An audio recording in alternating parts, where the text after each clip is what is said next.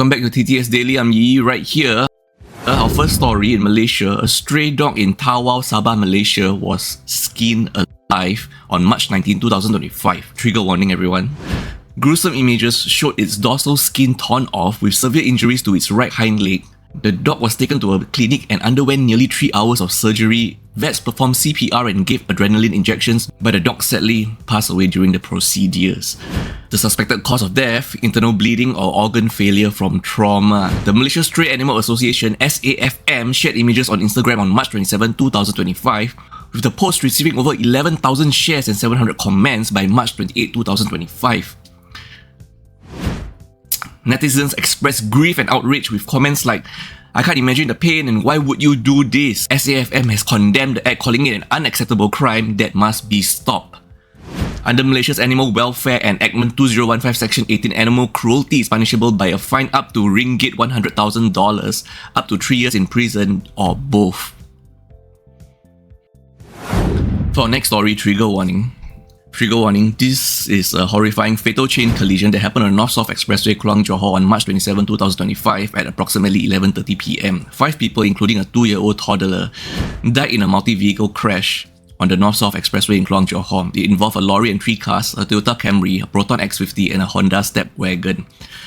It was triggered by a tyre burst on a lorry which caused the driver to lose control. The lorry then hit a Toyota Camry on the same direction and then veered into the opposite lane, colliding violently with a Proton X50 and a Honda Step Wagon. The Proton X50 caught fire after the collision, but all passengers were pulled out before it was fully engulfed in flames. Despite being rescued from the fire, the driver, a young woman in her 20s, and front passenger, also in their 20s, succumbed to their injuries due to severe head and body injuries. The other vehicle in the opposite lane, a Honda Step Wagon, has a 2-year-old toddler that was unalive due to crash impact, and her parents died en route to hospital, succumbing to their injuries. 3 other children, aged 4 to 9, were seriously injured but alive and rushed to the hospital. The Honda Step Wagon caught fire, destroying identification documents. There are total deaths of 5 and total injured at 12. The lorry driver sustained leg and hip injuries and arrested for investigations. The Toyota Camry occupants escaped with minor injuries. The case is being investigated for causing death by reckless or dangerous driving, and Malaysian media reported the lorry driver has tested negative for illegal substances or alcohol and has no prior criminal records. Truly a really horrifying accident.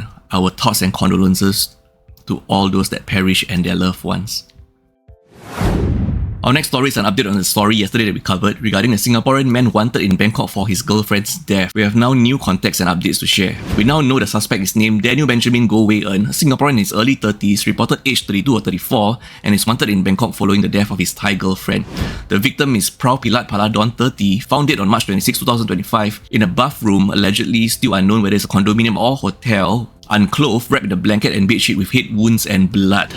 And this is the relationship background allegedly by the victim's mother. Apparently, the victim met Goh in Singapore and moved to Thailand 3 years ago, with the suspect Goh frequently travelling between Singapore and Bangkok.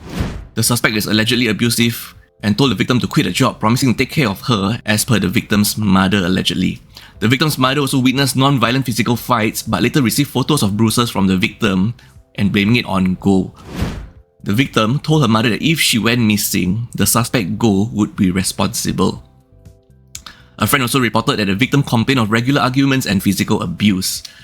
Once again, for context, this is a timeline that happened.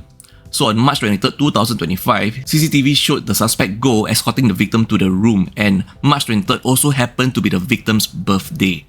On March 25, 2025, the suspect Goh was seen leaving with luggage, departing a black Mercedes booked via a ride-hailing app. It was later found that the ride was registered to a deceased Thai man. Whether this plays in any part to the case is further to be known.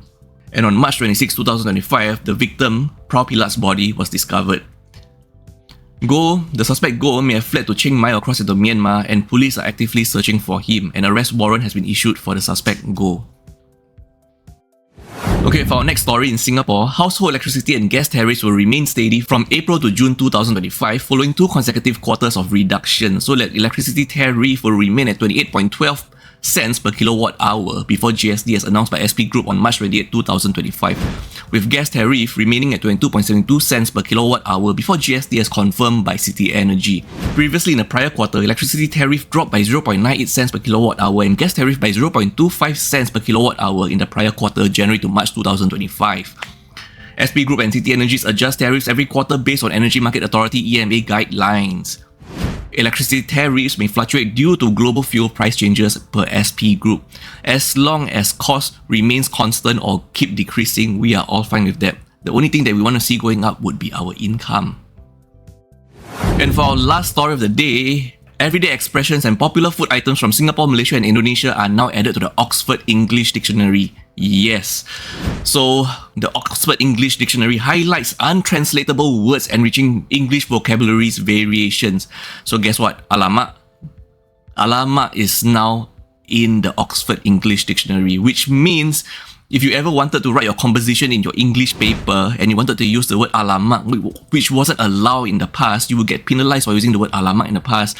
I guess you can now argue to your teacher that it is in the Oxford Dictionary. Of course, you have to show them the latest revised version, okay? And the new words and some interesting words that are now included in the Oxford English Dictionary includes alamak, kaya from kaya toast, ketupat is finally in the Oxford English Dictionary along with nasi lemak, otak-otak, fish head curry, and tapao. Tapao, you know, when you want to take away food, we can actually now write the word tapao in our English papers. English teachers, are you aware of this change? Please be aware because your students are going to be using a lot of alamak and tapao in your English compositions very soon.